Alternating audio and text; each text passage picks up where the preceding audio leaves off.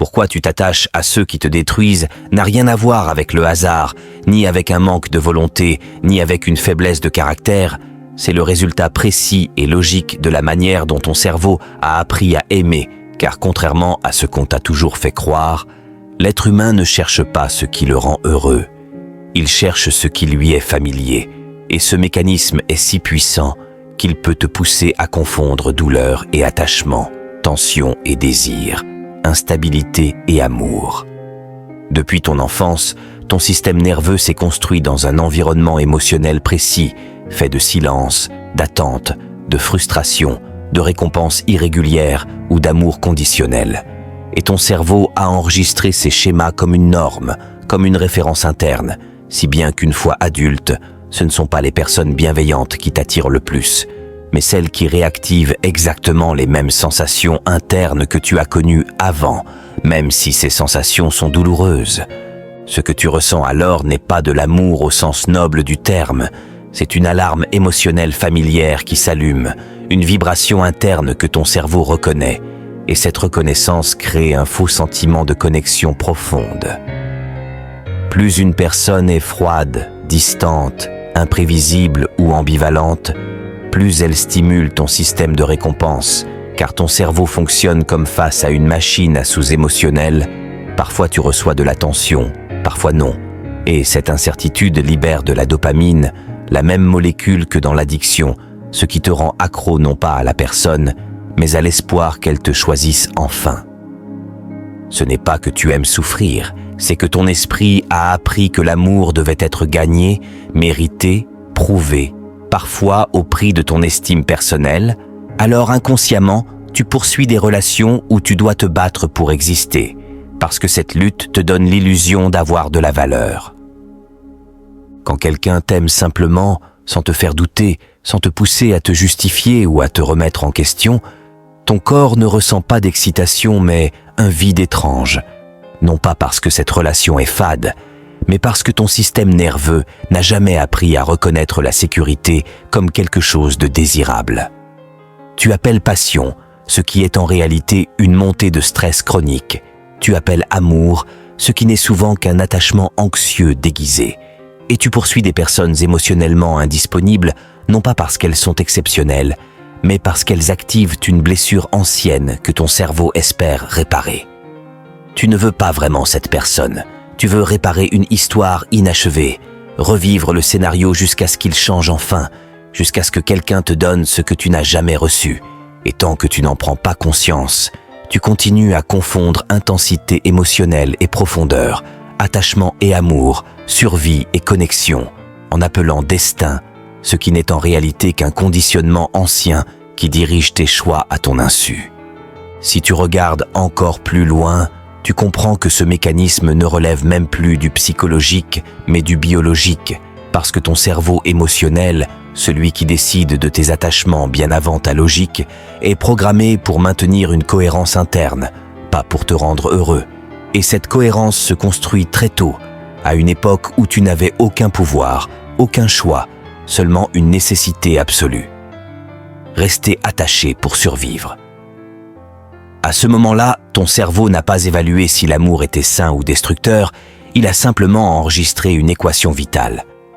Pour être aimé, je dois m'adapter, attendre, me taire, performer, me suradapter ou encaisser, et cette équation est devenue une loi interne invisible qui continue d'agir des années plus tard, même quand elle te détruit. C'est pour ça que, face à une personne instable, froide ou indisponible, ton corps ne ressent pas du rejet mais une activation, une tension interne qui te donne l'impression d'être vivant, parce que cette tension est la même que celle que tu as connue enfant, et ton système nerveux l'interprète comme un signal de sécurité paradoxal. À l'inverse, quand quelqu'un t'offre une présence stable, cohérente, prévisible, ton corps ne s'apaise pas immédiatement. Il se sent perdu, presque menacé, car la paix émotionnelle est inconnue pour lui, et l'inconnu, même doux, est perçu comme dangereux. Ton cerveau préfère une douleur familière à une sécurité inconnue, parce que la douleur familière est contrôlable, anticipable, intégrée à ton identité. Et c'est là que le piège devient encore plus profond. Ces relations destructrices finissent par définir qui tu es, Tu ne t'attaches plus seulement à une personne, tu t'attaches à une version de toi-même, celle qui espère, qui attend, qui lutte, qui souffre en silence, parce que cette version te donne une identité claire, un rôle, une mission émotionnelle. Sortir de ce type de relation ne signifie pas seulement perdre quelqu'un, cela signifie perdre un repère interne, une structure, parfois même un sens à ton existence affective. C'est pour ça que beaucoup préfèrent rester dans une relation qui les détruit plutôt que d'affronter le vide qui suit, car ce vide n'est pas une absence d'amour, c'est une absence de schéma. Et le cerveau déteste ça.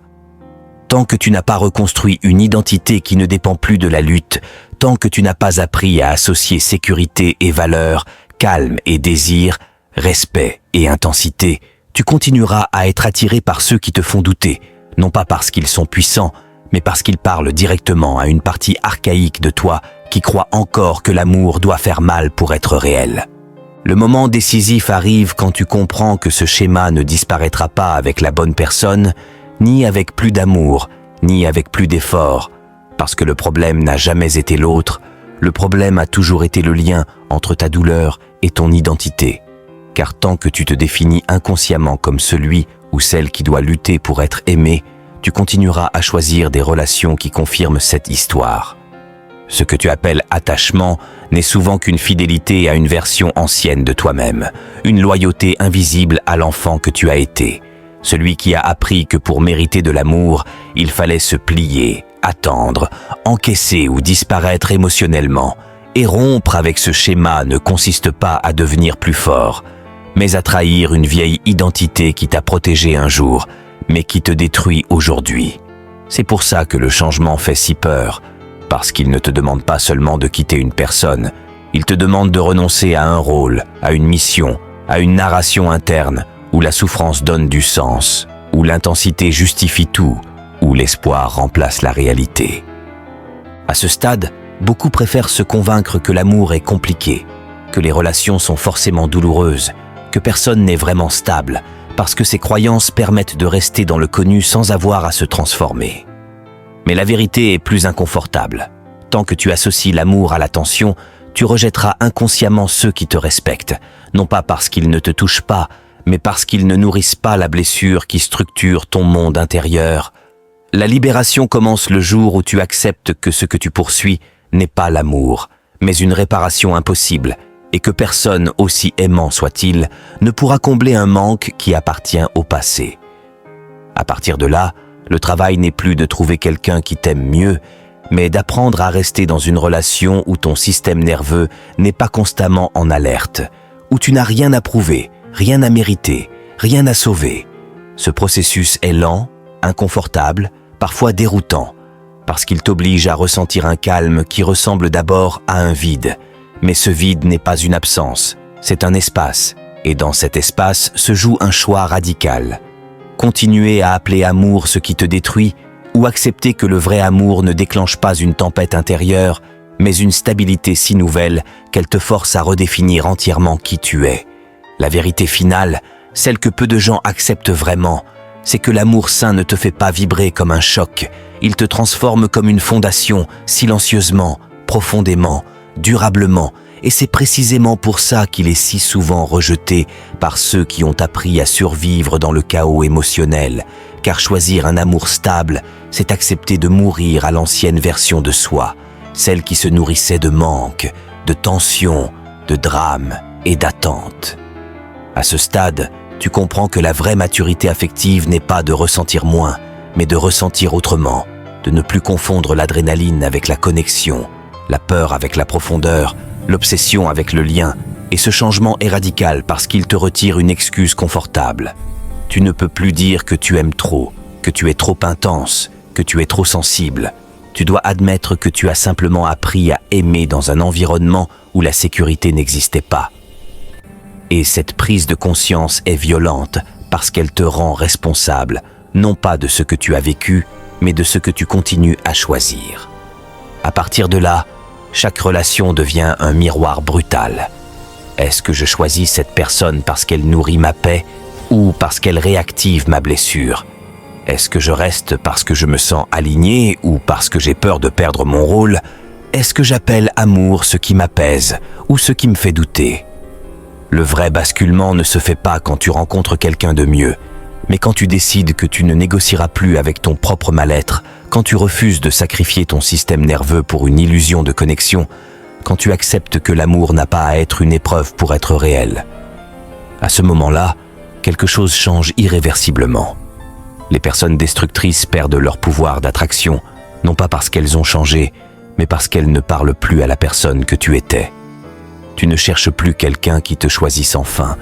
Tu choisis quelqu'un avec qui tu peux être entier, présent, calme et vivant sans te trahir. Et cette forme d'amour peut sembler moins spectaculaire aux yeux du monde, mais elle est infiniment plus rare. Parce qu'elle ne se nourrit pas de blessures, elle se construit sur une décision consciente. Ne plus confondre l'amour avec la survie, ni l'intensité avec la vérité. Et comprendre une fois pour toutes que ce qui te détruit ne t'a jamais aimé. Il t'a simplement rappelé quelque chose que tu dois maintenant laisser mourir pour de bon.